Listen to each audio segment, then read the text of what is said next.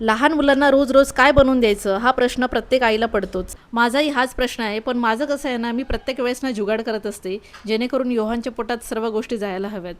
तर आज मी त्याच्यासाठी इथे चिला बनवते आणि तोही मूग पालक मिक्स करून. तर चला तुम्हाला दाखवते. तर इथे मस्त माझ्या मम्मीने छोटे छोटे अशी पालक पाठवून दिलेली आहे मला आणि ती मी स्वच्छ करून ना धुवून घेतलेली आहे.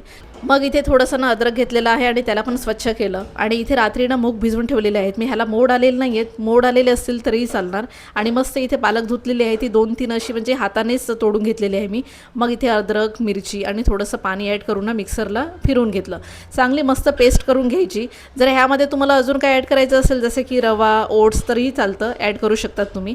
मग मी इथे हे बॅटर ना एका पातेल्यामध्ये काढून घेतलं. मग किसलेला मस्त इथे गाजर ॲड केला आणि सिमला मिरच बारीक कट केलेली ती ॲड केली. तुम्हाला जर ह्यामध्ये काही अजून भाज्या ॲड करायची असतील जसे की दुधी कोबी तरीही ॲड करू शकतात. आणि जर तुम्हाला ॲड करायचं नसेल काही भाजी तर तुम्ही ह्या ना बॅटरचा डोसाही काढू शकतात, पण त्यासाठी तुम्हाला थोडासा रवा किंवा तांदूळ ॲड करावे लागतील. आणि इथे मस्त मी ते बॅटर घेऊन ना छोटे छोटे चिला बनवायला घेतले. आता ह्याचे छोटे चिला बनवा, मोठे बनवायला जाऊ नका. त्याचं कारण पण असं आहे ना की ह्यामध्ये आपण बाइंडिंगसाठी काय बेसन ॲड केलेलं नाही आहे किंवा तांदूळ ओट्स किंवा रवा हे काही ॲड केलेलं नाही आहे, म्हणून तुम्ही छोटे छोटेच चिला असा काढा म्हणजे परतवायला ना आपल्याला प्रॉब्लेम होत नाही.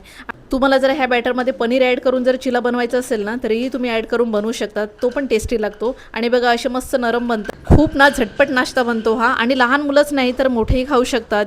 मुगाच्या ऐवजी तुम्ही चण्याचा जरी वापर केला ना तरी चालेल. आणि मस्त असं सकाळ सकाळना लहान मुलांना असं नाश्ता द्या, पोटभर खातात आणि खूप टेस्टी पण लागतो. तुम्ही पण असं माझ्यासारखा जुगाड करतात का मला नक्की कमेंट करा. आणि हो, तुम्ही हे लहान बाळाला नक्की बनवून द्या.